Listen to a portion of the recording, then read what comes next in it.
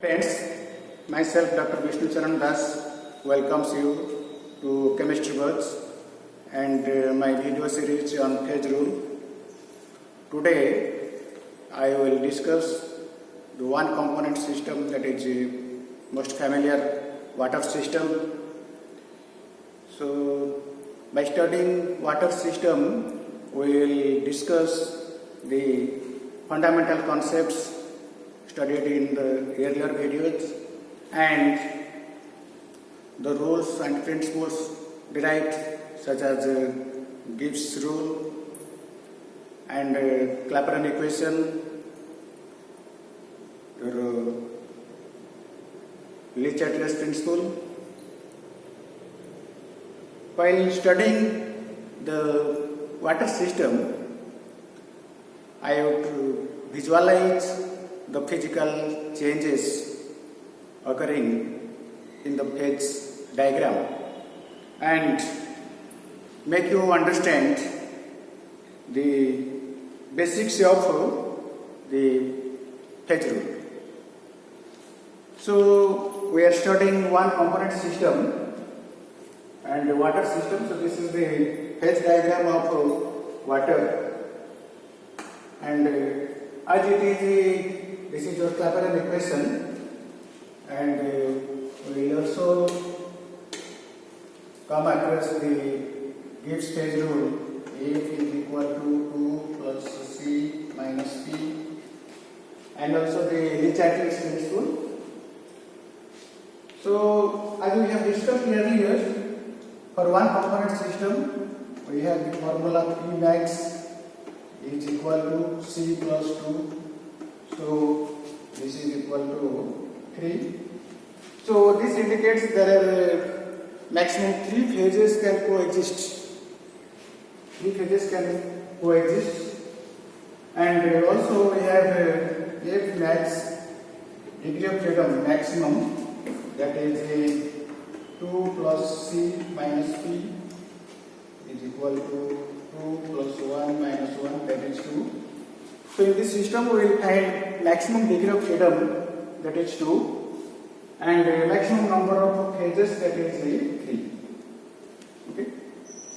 If we consider the mathematics of combination, say out of 3 phases we have taken one at a time. That means how many independent phases are there? This is equal to 3. So there are 3 independent phases. And out of 3 phases, if you take 2 at a time, that means binary equilibrium. How many binary equilibriums are there?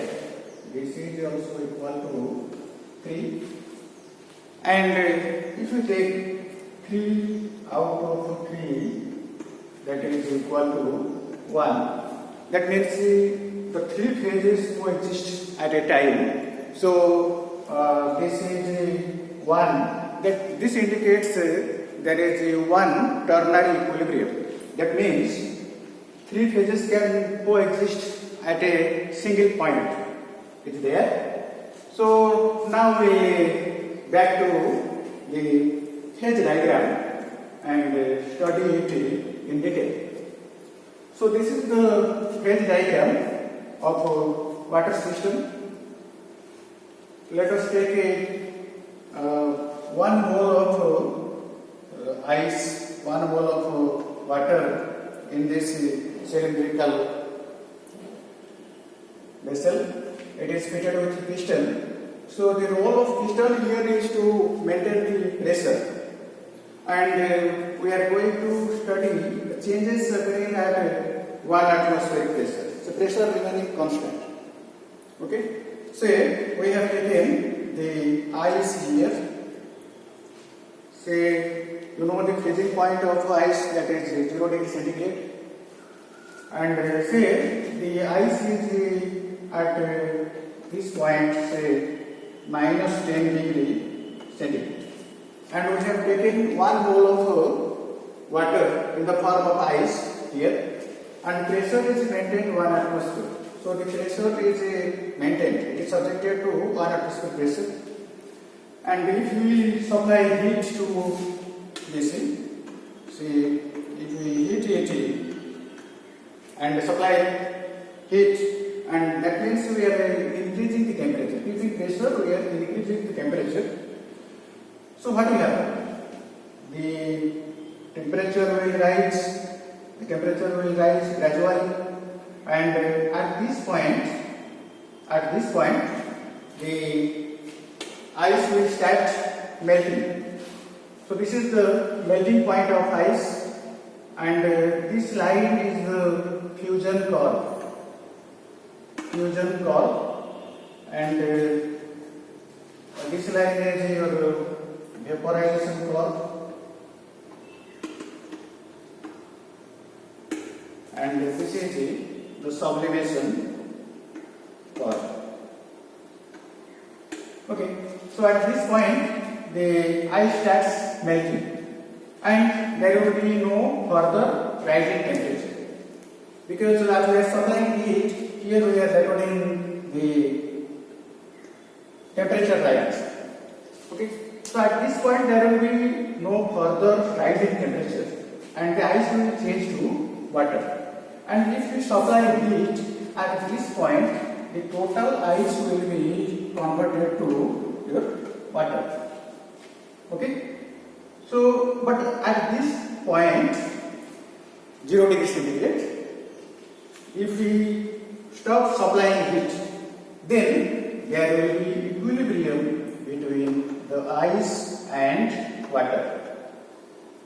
There will be the equilibrium between ice and water, so the two phases will coexist if we stop supplying heat.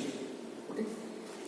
Again, if you are supplying heat continuously, then the ice will melt at 0 degree centigrade. So after melting, if we continuously supply heat, then the temperature will rise, and will reach this point where the temperature becomes 100 degree and the water starts vaporizing. Okay, so the water starts vaporizing. However, the pressure remains constant. So this is boiling point of water, 1 atmosphere pressure. When the water starts boiling, this is 1 atmosphere pressure. Okay, so at this point there is a water and vapor equilibrium. So at this point, if we supply heat continuously, then there is no further rise in temperature, and the total water will convert to the vapor. Right? So at this point again, if we stop supplying heat, then there will be equilibrium between the water and water. Okay. So again, let us see the same ice molecule. So if we rise the pressure, what will happen? Suppose at this point the equilibrium between ice and water is reached, and we will increase the pressure. So if we increase the pressure, what will happen? So we will apply here your Clapeyron equation, dP by dt is equal to delta S by dB minus dA. This equation will be applied. Here the volume of ice is less, so the volume of ice is more, volume of water is less, and as we are increasing the pressure, the decreasing temperature. So if we rise the pressure, suppose at this point, then the temperature will be somewhat less than 0 degree. So the melting point of ice is decreased, or freezing point of ice is decreased. So melting point and freezing point, as you know, is same so far as magnitude is considered, but different so far as the phenomenon is concerned. So when ice changes to water, that is melting point. So when water changes to ice, that is freezing point. The point remains same, but the phenomenon is different. So at higher pressure, the freezing point of ice is decreased. If you further rise the pressure, then we will see the further decreasing the freezing point of water. Okay. So the next is we will decrease the pressure. Okay. So if you decrease the pressure, what will happen? Say pressure is somewhat here. Say that is 500 mm mercury. So at 500 mm mercury, the pressure is decreased. So this Clapeyron equation predicts the when pressure will fall, temperature will rise. So at this point, we will see the temperature, the freezing point is increased somewhat because it is more than 0 degrees centigrade. Again, if we decrease the pressure and come to this point where it is 0.075 degrees centigrade and this pressure corresponding is 4.58 mm mercury. So at this point there is the maximum volume of the ice, and here at this point the ice and water coexist. Okay. So now come to the water and water vapor. Say at this point the 100 degrees centigrade and 1 atmospheric pressure, this is the boiling point. If we rise the pressure, what will happen? Say if we rise the pressure somewhat here, then the boiling point of water increases. So at higher pressure, the boiling point of water is more, and if we lower the pressure, this say somewhat here, then the boiling point of water is less. So this is also explained by the Clapeyron equation. The Clapeyron equation for water and vapor equilibrium is, if this is a dP by dt is positive, if we increase the pressure, then there will be increase in temperature. If we decrease the pressure, then there will be decrease in temperature. So if we further decrease the pressure and to here, so here it will be the water and the water vapor will be in equilibrium. So at this point, if we consider combining it, then ice water coexist and water vapor coexist. So this is called the triple point. So this is called the triple point. So the triple point is your 4.58 pressure mm mercury, and the temperature is 0.075 degree centigrade. So this is triple point. Okay. So after the triple point, it is the pressure is 4.58. Again, further if we will decrease the pressure, say somewhat here it is less than 4.58 mm mercury. So at this pressure, what will happen? Here the water system will not come into the picture. So we have taken the ice and we are decreasing the pressure. That means the piston is moving up gradually and it is moved more upward. So the volume becomes more. So to satisfy this condition, there is Gentle's principle. The ice will directly evaporate to form vapor, so that the volume will be more and the equilibrium will be reattained. So at a low pressure, the ice, this will be the ice and vapor equilibrium will be attained. The ice will directly change to the vapor and the temperature will also fall. Okay. So this is the how the ice changes to vapor at extremely low pressure. Okay. Similarly, say this is the equilibrium point and this line is the fusion curve, so ice water equilibrium. So we will calculate the degree of freedom for this line, that is the ice water equilibrium. So F is equal to 2 plus component, that is C minus P. So 2 plus 1 minus 2, that is 1. So this is a monovariant. So this line is really called monovariant. Okay. So this is the triple point. For triple point, if we consider the degree of freedom, say F is equal to 2 plus C minus P. So this is equal to 2 plus 1 minus 3, that is 0. So this is the triple point which is invariant. Okay. And suppose we are taking a point here. We are taking a point here. So this is the liquid water.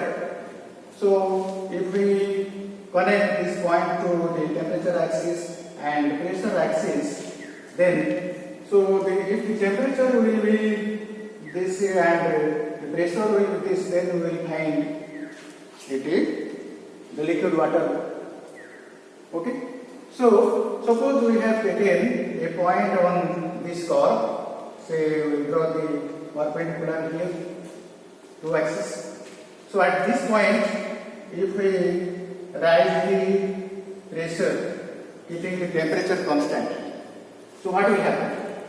We are increasing the pressure and the temperature remains constant. That is a isothermal process. So the equilibrium will break. And according to Lee-Jacques principle, the equilibrium will be reattained and more vapor will condense to form the water.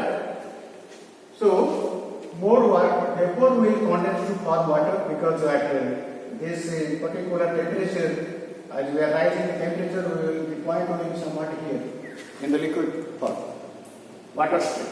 Okay. So if we at this point, if we decrease the pressure, keeping the temperature constant, so the more and more water will change to vapor. So at this point, the more and more water will change to the water vapor. Okay. Again, so this pressure will remain constant and will rise the temperature. If keeping pressure at constant and we increase the temperature, then the water will vaporize more and more.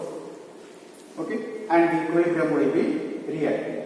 So we are considering the Clapeyron equation and the Lee-Jacques principle to define a particular point. In this graph, you can take any point, then you can determine to get that point. What will be the pressure and what will be the temperature, at what temperature pressure you will reach that point. Okay.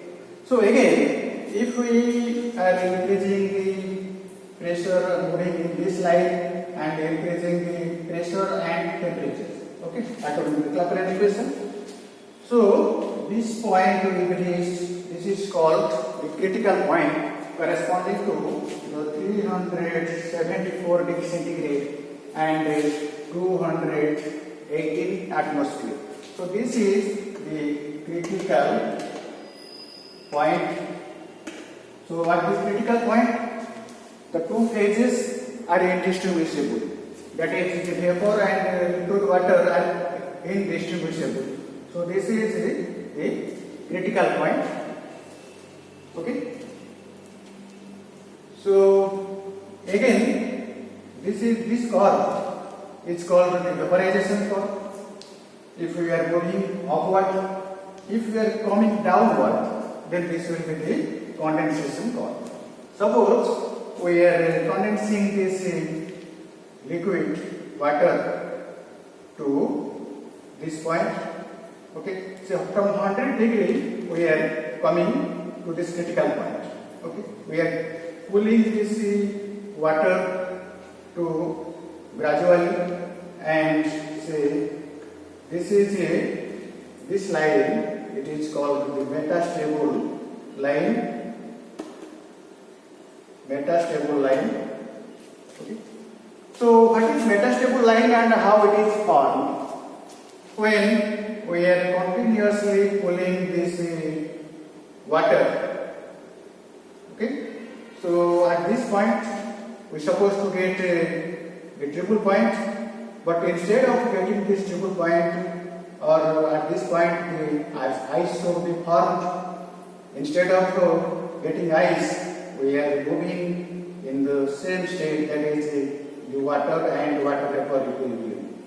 Okay, the water and water vapor equilibrium will come to this point, and so this is called a metastable point. Why? Because if the condition will be removed, suddenly all the water will be converted to ice, because this is already in the region of ice. We are already in the region of ice, but the ice is not formed because the process is very slowly cooling.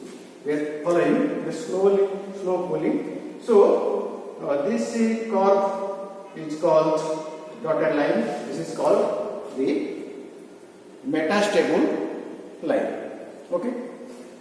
So in this phase diagram, we read the fusion curve, evaporation curve, sublimation curve, and what are the changes occurring when we are changing the pressure, keeping the temperature constant, or what are the changes occurring when we are changing the temperature, keeping the pressure constant.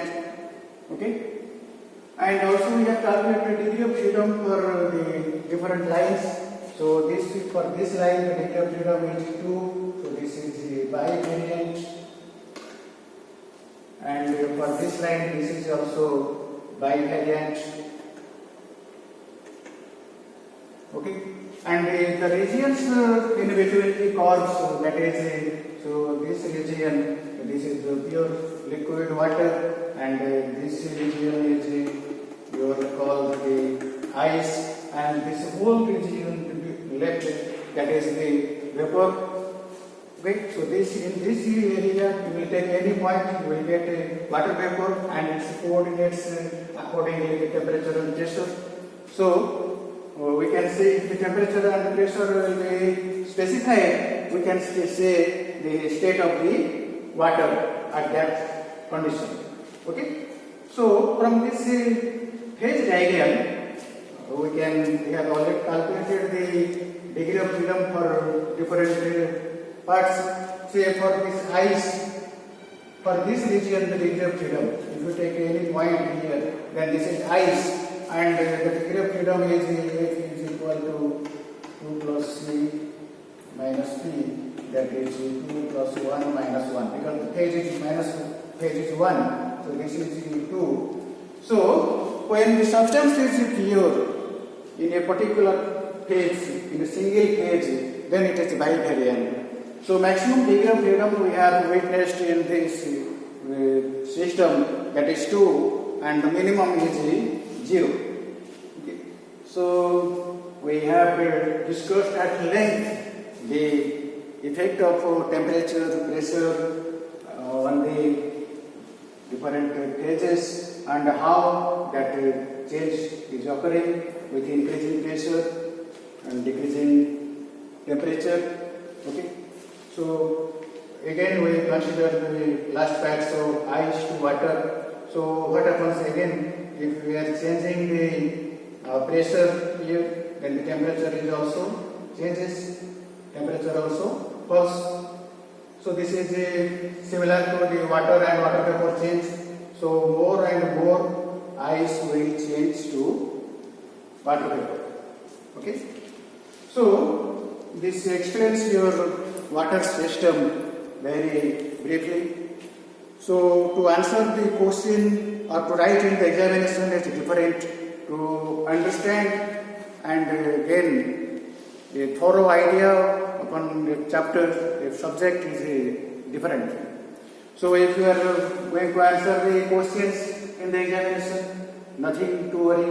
You have to explain some lines or curves in the phase diagram what they meet for, and the area bounded by different lines or chords, and the different points, what the other the points, and you will apply the Gibbs phase rule to calculate the degree of freedom of that particular line or the particular region point.